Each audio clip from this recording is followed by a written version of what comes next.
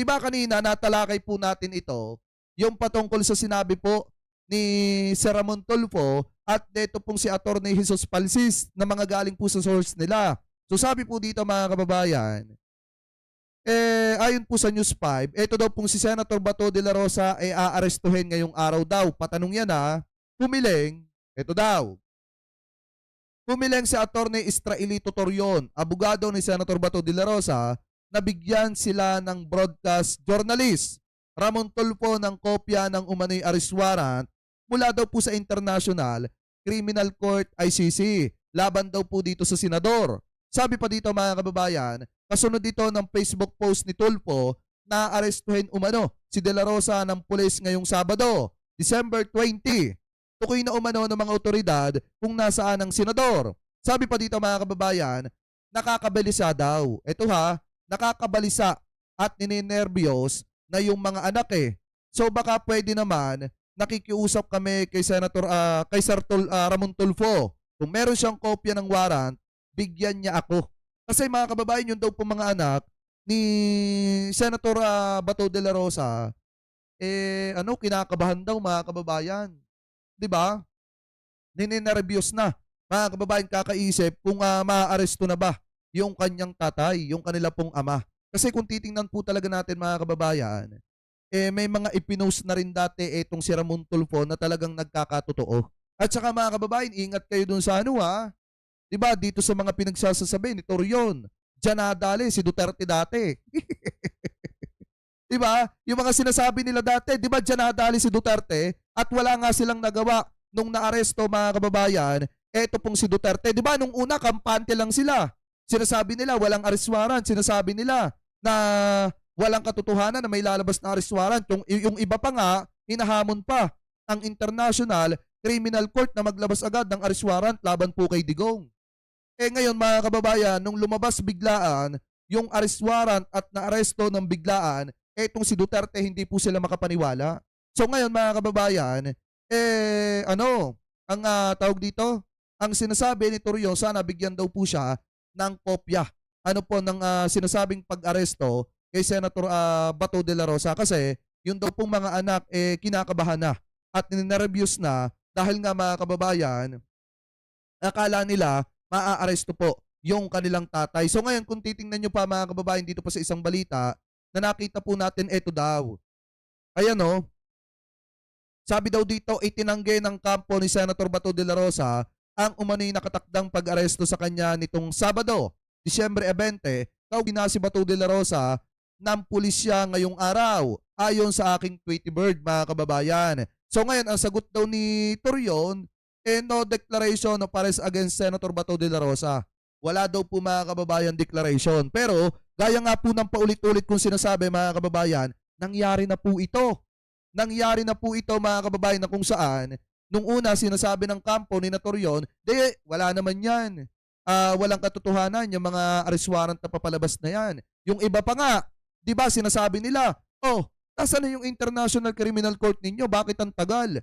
Bakit wala pang inilalabas na arrest warrant? Pero di ba nagulat sila nung biglang inaresto etong si dating Pangulong Rodrigo Duterte. So ngayon mga kababayan, eto na. Ito yung sinasabi ko na dapat Senator Bato de la Rosa, kabahan ka kapag ka nagsasalita ng ganito. Etong si Secretary John Vic Remulla kasi dito nagsimula lahat yung kay Digong Di ba mga kababayan? Ito mukhang nakita na natin ito bago maaresto mga kababayan. Etong si Digonggong. So ngayon pakinggan po muna natin mga kababayan. Ito pong komento dyan ni Secretary John Vic Remulla kasi sabi po dito, is ICC arrest warrant versus Senator Bato already out? So ngayon, sinagot po yan ni Senator Bato, ni Secretary John Vic Remulla. So ngayon, ito pakinggan po natin. DZMM Radyo Patrol Flash Reports! Nagtataka kayo bakit pinindot ko ang buto na yan. Sabi sa akin ni Charles, ano yun? Siyempre, may flash report na naman tayo, siyempre. Pero itatanungin lang natin ang kumpirmasyon ng ating DILG. Ikaw talaga ang reporter dito Ito, pakinggan nyo mga kababayan na yung kumpirmasyon patungkol po dun sa sinasabing posibleng arrest warrant daw ni Senator Bato. Reporter. Ba't sa akin ng breaking lagi? May breaking natin. Ano ba ang katotohanan? Sa mga bali-balitang, meron na raw na lumabas na ICC warrant. Ang isang, ICC naman to, hindi senador- ICI. Oo, ng ICC. isang senador. Anong take mo dyan? Sek? Kinukumpirma ko Yan. na sa kaduluduluhan ng aking pagkaalam Yan. ay wala pang warrant of arrest na pinapadala sa ating sa official sa Philippine government. Yan. Oo. Kaya yung mga natatakot sa mga Nawawala ba ang audio ko? So anyway, eto nako Senator Bato, pagka sinasabing ganito na wala pang arrest warrant, kabahan ka na. 'Di ba? Kabahan ka na. Pag sinasabi yung mga ganitong bagay na wala pang arrest warrant, kabahan ka na. Kasi ganyan din yung nangyari kay Digunggong noon. 'Di ba mga kababayan? Kung matatandaan nyo, 'di ba bago na-aresto si dating Pangulong Duterte noon, hindi ko 'to makakalimutan tinalakay pa natin 'yan. Tinalakay natin 'yan mga kababayan nung hapon, tapos nung gabi. Ano po, bago tayo matulog. Sinabihan pa nga tayo na fake news daw at wala naman daw pong katotohanan yung sinasabi po natin mga kababayan. Pero kalaunan, di ba nagulat tayo nung 11, I think January 11 ata yun, nung naaresto na etong si Digunggong mga kababayan. Kasi 10 ng gabi, sinabi ko pa nga sa inyo na maaaresto talaga yan. Kasi nga nabasa natin sa isang article na talagang maaaresto etong si Digong. Pero 'di ba medyo kumalma yung mga DD-set nung sinabi ng ibang mga secretaries mga kababayan na wala pa daw arrest warrant at wala silang alam patungkol po dun sa sinasabing arrest warrant. So ngayon ganun din yung nangyayari na sinasabi ni Secretary John Vic Remulla na wala pa pong arrest warrant. Baka mamaya maging kampante si Torion at saka si Bato mga kababayan. Tapos biglang magulat sila na inaaresto na pala itong si Bato. Kaya ako, Senator Bato, kung ako kakabahan ako sa mga ganito na sinasabi na wala pang arrest warrant, kung ako sa'yo mag-isip ka ng maraming beses. Anyway, shoutout po kay BMB Irene P Pakisabi din kay Kuya Arman P. Mega love shoutout po. Thank you po sa pakape. Kay Ma'am Chris Rose Babe, mega love shoutout po. Tuloy natin. ghost warrant. Ghost warrant. Ghost warrant. Ghost warrant Wala pa naman talaga pero tatakot na di ba? Sa ghost warrant. Wala pa naman talaga. Ito, may sinasabi si Secretary John Vic Sa mga ghost warrant. Ghost warrant. Ghost warrant.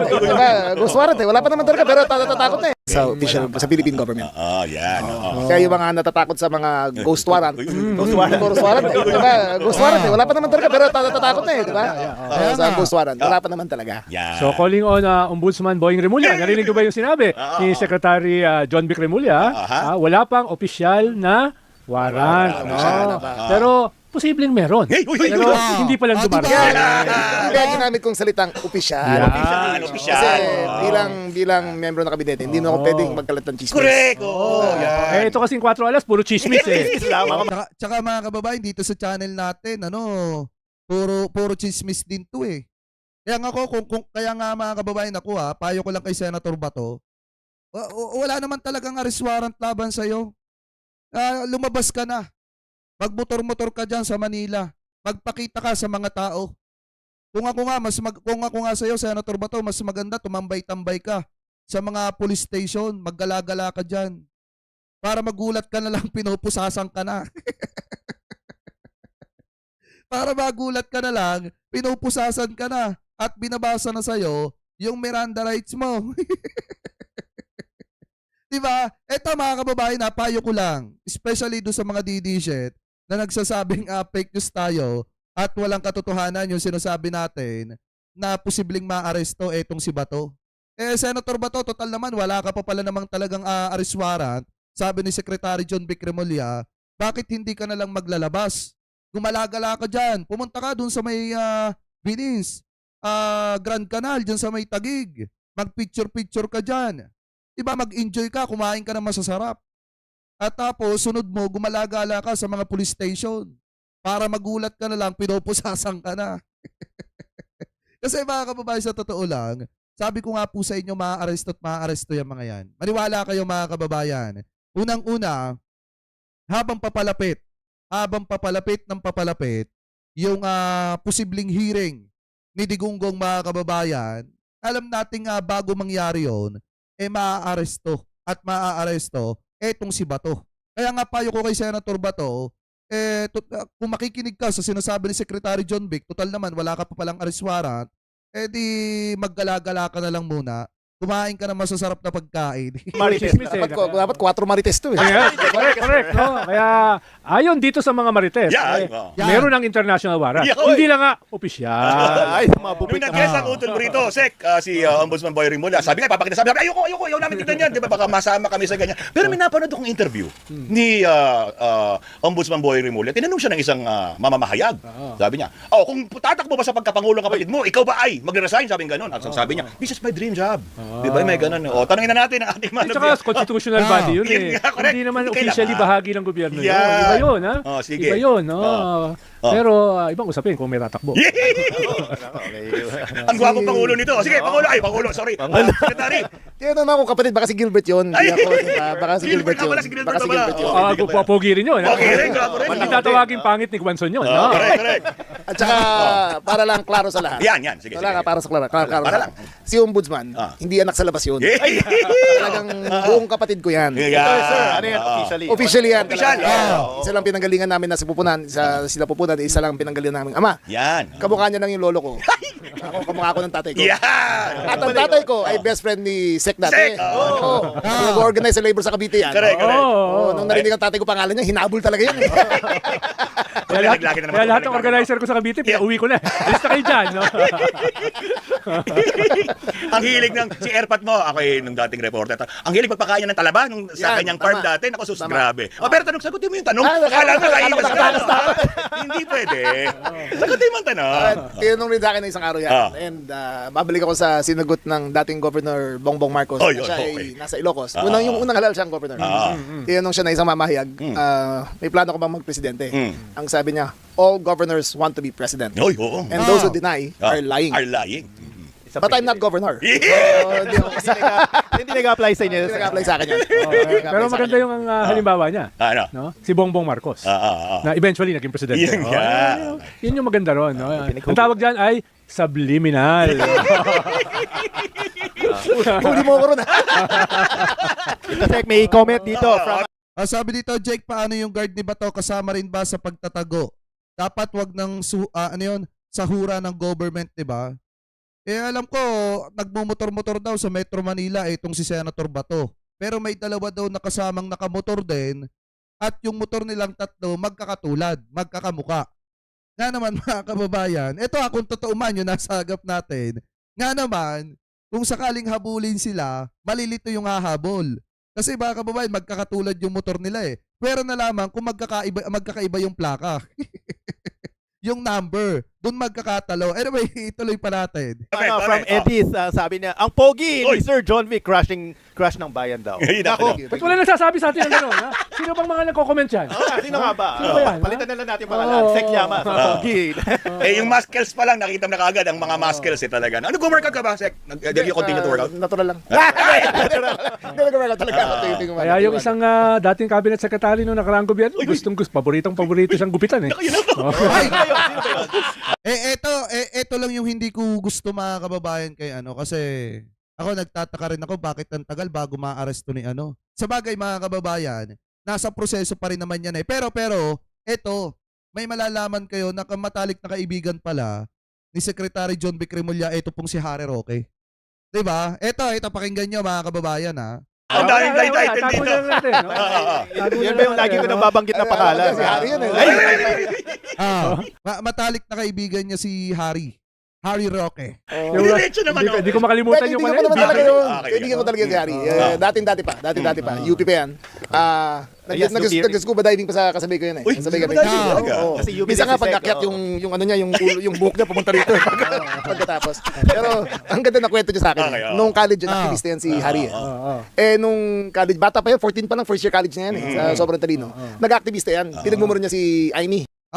Mismo mga kababayan mismo tawag dito, si Harry Roque, matalino daw. Ayon po kay Secretary John Vic Remulla. Alam niyo ba mga kababayan kung bakit nabubobo si Harry Roque ngayon? Hindi, ito in my personal opinion kasi kahit alam niya sa sarili niyang mali na yung kinakampihan niya pa rin. Kasi wala siyang pagpipilian, no choice po siya. Hindi naman pwede mga kababayan na bumaligtad siya sa mga Duterte. Di ginera siya nung mga taga-suporta ni Digong. Di nawala lahat ng meron siya ngayon mga kababayan. At isa pa, may malaking utang na loob siya sa Duterte. Ano po, dahil nga nung panahon ni Digong, bigla ang lumobo yung kanyang kayamanan. 'Di ba? Dahil nga naging spokesperson siya ni Digonggong ng mga panahon na si Duterte ang presidente. So ngayon, kung titingnan nyo, ayon kay Secretary John Vic, matalino. Itong si Harry Roque, kaya lang talaga mga kababayan, nagmumukhang boplax dahil nga mali na yung ipinagtatanggol. Ano po ngayon, ituloy pa natin. Marcos. So pinaalis siya ng tita niya, pinadala sa Amerika para mag-aral kasi kala papatayin eh. Alam ba? So Siyempre, that time, nag-aral meron siya mga sa pinapalita. nag-aral siya sa Illinois. Mm. Hindi niya nagustuhan dahil di ko alam kung bakit. Lumipat siya sa eskwelahan sa Michigan. So parang ang dating dito, nagpapatumba si Senator Amy Marcos. Kasi kaya pala ipinadala sa ibang bansa itong si Roque dahil binabatikos niya. Nung siya ay bata pa, 14, binabatikos niya itong si Senator Amy. 'Di ba? So anyway, ituloy pa natin. Michigan. Ako. Sa University of Michigan. Dinala daw siya ng taxi diretso doon sa male dormitory. Pagpasok na raw, nagulat siya. Oo. Kasi lahat ng lalaki doon naglalakad, hubad-hubad. Galing sa galing sa paliguan. Hindi kaya siya natuwa. Pagpasok hubad-hubad. Karga-karga niya yung maleta niya. Bigla bumagsak, sabi niya, I'm home. Ang tanong ko lang, Secretary. Ayun lang, wala akong sinasabi kundi sinabi niya, I'm home. Wala. Sa iyo, Ano first hand to? First hand. Ano yun? Ano yung kwento ni Roque? Kagi bakla pala talaga si Roque. doon sa Wait lang ha. male dormitory. Pagpasok na raw, pinaalis siya ng tita niya, pinadala sa Amerika para mag-aral kasi kala papatayin eh. Alam ba? So Siyempre, that time, nag-aral meron mga siya sa pinapalita. nag-aral siya sa Illinois. Hindi Ah. niya nagustuhan dahil di ko alam kung bakit. Lumipat siya sa eskwelahan sa Michigan. Ako. Sa University of Michigan. Dinala daw siya ng taxi diretso doon sa male dormitory. Pagpasok na raw, nagulat siya. Oo. Kasi lahat ng lalaki doon naglalakad, hubad-hubad. Galing sa paliguan. Hindi kaya siya Wala pa natuwa. pagpasok, hubad-hubad. Karga-karga niya yung maleta niya. Bigla bumagsak, sabi niya, I'm home. Ang tanong ko lang, Secretary. Ayun lang, wala akong sinasabi kundi sinabi niya, I'm home. Wala. Sa iyo, Ano first hand to? First hand yun, sinabi niya talaga yun. Ang tanong ko lang tungkol sa kaibigan nyo, Secretary. Okay, no? okay. Anong itsura niya habang siya ay umaahon sa dagat? No? Hindi. Parang nai-imagine ko yung itsura niya. Hindi, alam mo yung katawan ni Michael Phelps? Yeah, yung Michael Phelps. Swimmer. Champion swimmer. Hindi gano'n. Hindi gano'n. Paring Alan, huwag ka nang bumalik. May pumalik na sa'yo rito. Bumalik na kayo. Pwede sa 4 alas ito. Sa German. Grabe ka, Harry Roque. Anyway, mga kababayan, eto kung titingnan nyo, kung pagbabasihan po natin yung sinabi ni Secretary John Vic Remulla about po doon sa arrest warrant ni Senator Bato. Narinig na natin yan, mga kababayan, nung bago ma-arresto itong si Digonggong. Diba? Kaya nga ako, kung ako kay Senator Bato de la Rosa, pwede kang maniwala dito sa sinasabi ni Secretary John Vic. At yun naman ay ayon sa kanyang source, mga kababayan. Kasi nga alam naman natin na siya ang secretary ng DILG. So ngayon, mga kababayan, kung titingnan nyo, kung titingnan nyo po dito sa sinabi niya, pwede naman na seryosohin niya ni Senator Bato. Di gumalagala ka, Senator Bato, magpalabas-labas ka, maaari, pumunta ka sa iba't ibang lugar, na-expose ka sa tao, tapos ang gawin mo, magpapasok ka na. Total naman, may trabaho ka na dapat gampanan dyan sa Senado, abay magpapasok-pasok ka na. Sayang ang pinapasahod sa'yo ng mamamayang Pilipino kung hindi ka naman magtatrabaho. Diba? Hindi nagluklok ang taong bayan ng senador para maging inutil. Diba? Ayaw magtrabaho pero diretso ang sahod. Hindi pwede yan. Mga kababayan, so ngayon, para po sa akin, pwedeng seryosohin ni Senator Bato yan. Pero Senator Bato, nung naaresto si Digong dati, walang nagawa si Torion. Tandaan mo yan. Diba? Kaya ngayon, mag-isip-isip ka na. Kung kaya mong kumuha ng ibang legal counsel, kumuha ka na. Kasi nung naaresto si Digong, walang nagawa si Torion. Walang nagawa si Vic Rodriguez. Kung hindi umiyak-iyak na lang. Di ba mga kababayan? Pero sa totoo lang, tingin ko po dyan maa-aresto po talaga si Senator Bato. Mga kababayan, walang halong biro. Maa-aresto po talaga si Senator Bato. Kaya ako Senator Bato, ito in my personal opinion, kasi na-experience na rin natin ito nung tinalakay natin yung posibleng paglabas ng arrest warrant ni Digong. Ngayon mga kababayan, ang personal na opinion ko dyan, maaaresto talaga etong si Senator Bato. Ano po, maaaresto talaga siya.